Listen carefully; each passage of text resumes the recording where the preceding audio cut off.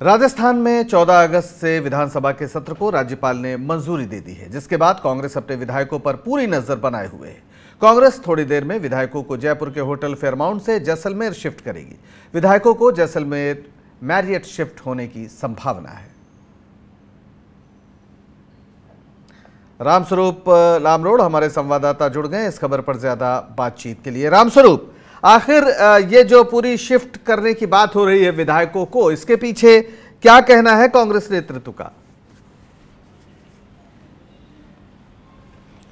देखिए, वजह तो वही है जिस तरह से कल मुख्यमंत्री अशोक गहलोत ने जब विधायक दल की बैठक ली थी, तब साफ तौर पे कहा गया था कि सभी को एकजुट रहना है और होटल में रहना है। तब सभी ने हामी भरी थी कि वो जब तक विधानसभा सत्र शुरू होगा तब तक वो यहीं होटल में रहने के लिए तैयार हैं। लेकिन देर रात को ये समाचार है कि सभी को जैसलमेर में शिफ्ट किया जाएगा। वहाँ पर 2 होटलें हैं, एक मेरिट है, एक और रिसोर्ट है। वहाँ पर दोनों जगह बताया जा रहा है कि वहाँ पर बुकिंग कर ली गई है।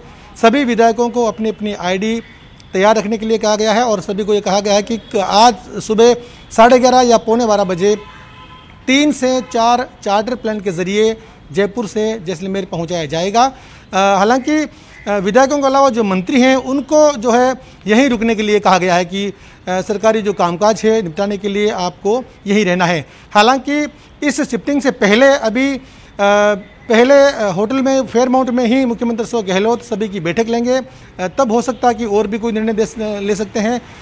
जहां तक अभी तक की बात करें तो अभी तक समाचार यही हैं कि विधायक दल की पहले बैठक होगी और बैठक के दौरान जितने भी मंत्री हैं प्रदेश में उन सभी को जयपुर ही रुकने के लिए कहा गया है कि वो यहीं रुकेंगे और अपने अपने डिपार्टमेंट का जो कामकाज है वो संभालते रहेंगे। बाकी जितने भी विधायक हैं कांग्रेस पार्टी के विधायकों के अलावा जो निर्दलीय विधायक हैं उन सभी को एक साथ एकजुट रहने के लिए साफ तौर पे कहा गया है कि वो होटल जो 2 होटल बुक करवाई गई है जैसलमेर में, वहाँ पर उनको रहना है। जी, हमारे साथ जुड़ गए हैं हमारे रेजिडेंट एडिटर जयपुर से संजय बोहरा। संजय जी, ये 14 दिन, आने वाले 14 दिन ऐसा लगता है कि अशोक गहलोत नए किस्म की व्यूह रचना कर रहे हैं, क्योंकि उन्हें लगता है कि शायद जयपुर में कुछ खतरा हो सकता है। क्या है वजह? आखिर क्या सरकार इसे माना जाए कि वो थोड़ा बैकफुट पर है या फिर फ्रंट फुट इसे माना जाएगा? पंकज जी, इसके दोनों ही कारण हैं। एक तो ये कि जयपुर में रहते हुए विधायकों को अप्रोच करना ज़्यादा, उनसे कांटेक्ट करना ज़्यादा आसान हो सकता है। और इसके अलावा एक ये भी है कि जयपुर में रहते हुए मीडिया का बहुत ध्यान है इसके ऊपर, लगातार खबरें, फोटोज और ये सब आ रहा है। तो जैसलमेर शिफ्ट करने से कम ये जो मीडिया का जो ध्यान है वो थोड़ा बढ़ सकता है, क्योंकि इतना ज़्यादा मीडिया वहाँ पे नहीं होगा और ना वो जा सकता है इस वक्त वहाँ पर। तो ये मेरे ख्याल से दोनों तरह की चीज़ें हैं। एक उनकी कोचिंग आसानी नहीं होगी और दूसरा मीडिया में उसको लेकर के, उनके जो ठहराव को लेकर के, उनके 5 स्टार होटल में रहन सहन को लेकर के खबरें आ रही हैं, वो संभव नहीं होगा।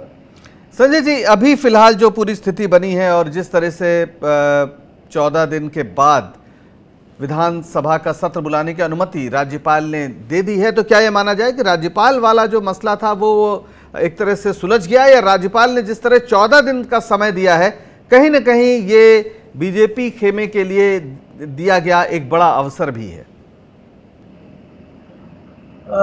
ये बात सही है कि फिलहाल जो विधानसभा सत्र को लेकर के जो गतिरोध था वो कम हुआ है, वो हट गया है।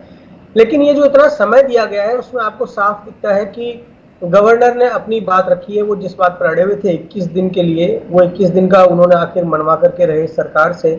और इसकी वजह यही थी कि बीजेपी को ज़्यादा समय मिले, साथ ही जो कांग्रेस के जो विधायक हैं वो कितने दिन बाड़ाबंदी में रह सकते हैं। बार बार एक ही शब्द आ रहा है बीजेपी की तरफ से, आखिर कितने दिन बाड़ाबंदी में रहेंगे, कभी ना कभी तो बाड़ाबंदी से निकलेंगे। ये जो वाक्य है इनमें बहुत ही गूढ़ अर्थ छिपे हुए हैं। आप समझ सकते हैं कि इसका क्या मायने हैं। तो इसलिए ये प्रोलॉन्ग किया गया ये जो सत्र था इसको।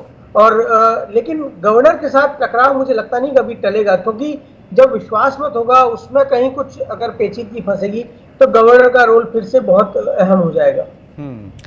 वैसे तो अशोक गहलोत जादूगर रहे हैं, अपने हैट से खरगोश निकाल सकते हैं, लेकिन अगर शिकारी राजभवन के कंगूरे पर हो तो फिर थोड़ी मुश्किल तो होती है। आप लोग बने रहिए हमारे साथ। राजस्थान की खबरें कुछ और महत्वपूर्ण हैं, उस पर भी आगे चर्चा करेंगे। मुख्यमंत्री अशोक गहलोत ने 14 अगस्त से शुरू होने वाले विधानसभा सेशन में फ्लोर टेस्ट कराने के संकेत दिए। मीडिया से बातचीत करते हुए गहलोत ने कहा कि विधानसभा सेशन में फ्लोर टेस्ट होगा या कोरोना आर्थिक हालातों पर चर्चा होगी, ये कार्य सलाहकार समिति का काम है और वही सदन में तय करेगी। बागी विधायकों को माफ किए जाने के सवाल पर गहलोत ने कहा कि बागियों में कई लोगों ने पहली किस्त ले ली है, लेकिन जिन लोगों ने पहली किस्त नहीं ली है उन्हें वापस आना चाहिए। वे AICC में भी जा सकते हैं, PCC में भी आ सकते हैं। वे पार्टी के सिंबल पर चुनाव जीत कर आए हैं तो उन्हें पार्टी और सरकार का साथ देना चाहिए। मुख्यमंत्री अशोक गहलोत ने कहा कि जैसे ही विधानसभा के सत्र की तारीख तय हुई है, खरीद फरोख्त में रेट अनलिमिटेड हो गया है। गहलोत ने दावा किया कि विधायकों को मुंह मांगी कीमत ऑफर की जा रही है। रामस्वरूप, ये जो अशोक गहलोत मुख्यमंत्री का जो आरोप है कि मुंह मांगी कीमत और अनलिमिटेड रेट, एक तरह से ऐसा लगता है कि जयपुर में विधायक मंडी खुल गई है। क्या ये जो आरोप है ये महज एक राजनीतिक आरोप है या आपके पास बतौर पत्रकार भी कुछ ऐसी सुगबुगाहटें हैं?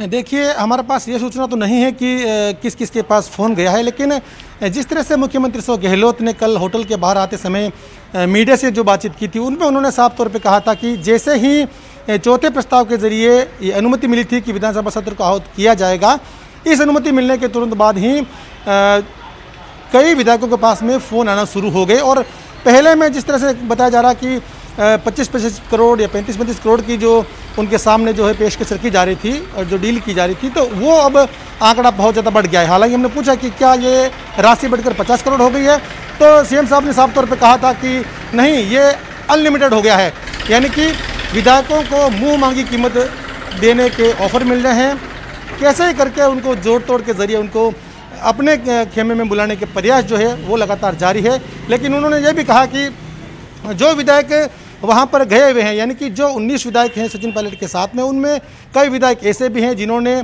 पहली किस्त नहीं ली है। उन्हें चाहिए कि वो वापस आएँ, अपने फोरम पर आएँ। अगर किसी को कोई तकलीफ है तो पार्टी के कोरम पर जाकर के अपनी बात कहें, PCC में रखें, AICC में रखें। अपनी कोई समस्या हो, कोई बात हो, किसी से शिकायत हो, मुख्यमंत्री पद को लेकर किसी से शिकायत हो कि इनसे कोई शिकायत है, तो वो अपनी बात को कोरम पर रखें। ये साफ तौर पर मुख्यमंत्री अशोक गहलोत ने कल कहा था और साफ तौर पे उन्होंने BJP को घेरा है और पूरा ये साफ तौर पे कहा है कि ये जो पूरा खेल है ये BJP के द्वारा रचा गया खेल है। आप बने रहिए हमारे साथ। लेते हैं अगली खबर। राजस्थान में तबादलों का दौर भी जारी है। राज्य सरकार ने 97 RAS अधिकारियों के तबादले किए हैं। राज्य सरकार ने देर रात ब्यूरोक्रेसी में बड़ा बदलाव करते हुए प्रशासनिक सेवा अधिकारियों के तबादले किए हैं। कार्मिक विभाग ने तबादला सूची जारी कर दी है। हमारे साथ संजय बोहरा जुड़े हुए हैं, हमारे रेजिडेंट एडिटर जयपुर से। संजय जी, ये जो 97 अधिकारी हैं, प्रशासनिक अधिकारी हैं, राजस्थान कैडर के जो PCS होते हैं एक तरह से, वो उनके तबादले हुए हैं। इन तबादलों को क्या स्वाभाविक माना जाए या माना जाए कि ये जो तमाम व्यूह रचनाएं हो रही हैं इन 14 दिनों को लेकर, इसमें भी उनका कोई रोल है? इसमें दोनों बातें हैं। एक, ये जो विधानसभा सत्र आ रहा है इसका योगदान है, और दूसरा जो सुप्रीम कोर्ट का जो ऑर्डर आया था कि पंचायत चुनाव आपको करवाने हैं अक्टूबर तक हर हाल में, एक उसका भी रोल है। तो उस हिसाब से इन अधिकारियों को शिफ्ट किया जा रहा है। जो कांग्रेस कमेटी विधायक हैं, जो जनप्रतिनिधि हैं, उनके हिसाब से तो जो माकूल जिस उन लोगों को लगता है कि फला अधिकारी हमारे माकूल है, तो उसको उस इलाके में भेजा जा रहा है। तो ये दोनों तरह की कवायद है। हालांकि नगरीय निकाय चुनाव भी हो रहे हैं, उसके लिए राज्य सरकार ने एप्लीकेशन लगाई हुई है कि उनको टाल दिया जाए। अगर वो नहीं टलते हैं तो फिर वो भी एक प्ले में आ जाएगा। तो इन दोनों चीजों को ध्यान में रखते हुए ही ये ट्रांसफर्स किए जा रहे हैं। आपका बहुत शुक्रिया इस सारी बातचीत के लिए। रामस्वरूप, आपका भी बहुत शुक्रिया। नजर